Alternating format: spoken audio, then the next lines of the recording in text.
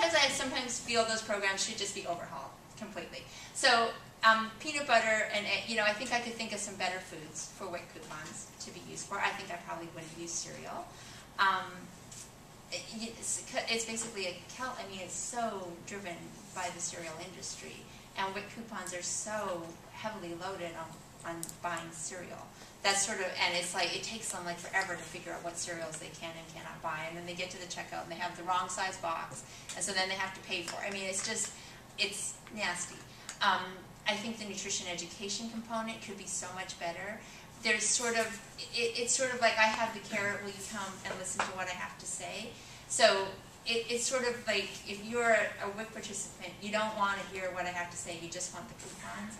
And so there is this sort of negative vibe around getting WIC coupons, that it's like a carrot that's strung out, if you'll come and listen to what I have to say.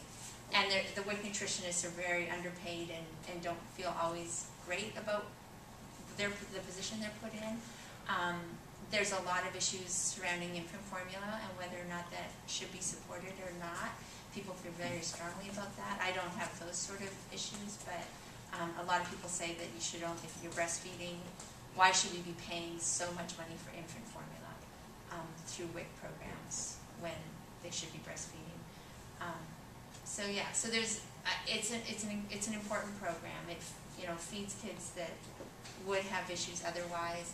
There's definitely lots of room for improvement in most federally sponsored food programs, in my mind. Same with children's, the school lunch program. I think we all know that school lunch is not healthy food. IOM has just put out a set of guidelines that's, the same stuff, more fruits and vegetables, more whole grains. There's just no way of making that happen that easily, I think, unless you take away the economic incentive that's associated with the school lunch program. So, and the reauthorization, I think, is stuff, I think you read it too, it's like making the forms easier to fill out, which that is all good and right, but it will never dramatically change until the economic incentive is gone. So, I guess that's where, that's not the popular answer, that's probably not what most nutritionists say, because many of their jobs are so inherently tied to many of these programs. And they're my friends, and I support, what they do.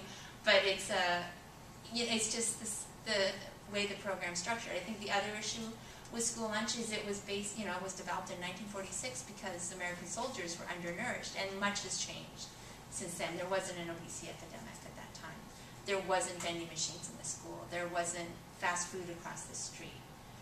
There wasn't open campuses. There's so much that's different that I think it's sort of working on a very old model that, and over the course of time has become much more hung up on commodities and pricing and all those kind of things. And there wasn't Marriott, who supplies most foods, school food service operations that are making a ton of money off it, because they package such ready food and they get paid decently for it. So there's lots, it's a whole new topic. These are the programs that we have as a country, as our government. And when you work where I work, which is at the community level 100% of the time, we do rely on them, you're right. Yeah. And so we have to value them. We have to think that we want these programs to be better. And the WIC clinic in East Palo Alto is very proud of what they do, although they do recognize the limitations. But these provide important services to people. And it's the framework in which we unfortunately have to work right now. These programs are permanently authorized, but are reauthorized every 5 years. So every 5 years we just look at them and say, oh, how can we tinker with them?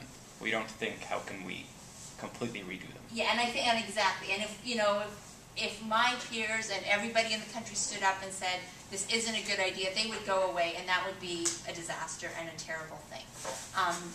My feeling sometimes is it often feels like you're trying to push a round key through a square hole. So the problem's changed.